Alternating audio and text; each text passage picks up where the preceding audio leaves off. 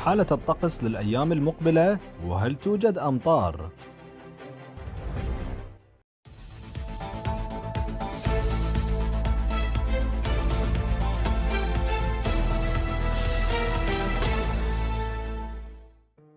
حياكم الله متابعينا الأعزاء، وياكم خالد اليساري من قناة وظائف وأخبار العراق.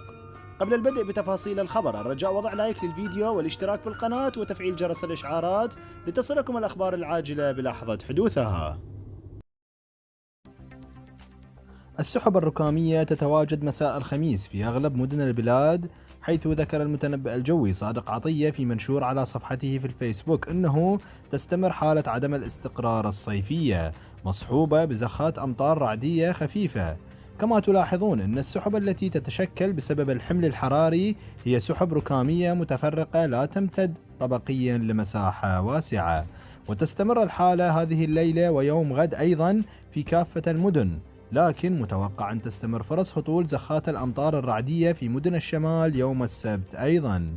وتابع عطية كذلك متوقع سكون الرياح في مدن عديدة منها البصرة وميسان وواسط وديالى والسليمانية وأربيل يوم غد على فترات، مما يسبب الشعور العالي نسبيا بالحرارة والأجواء المرهقة.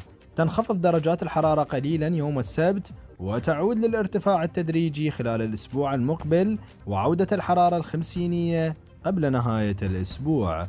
هذا والله تعالى أعلم.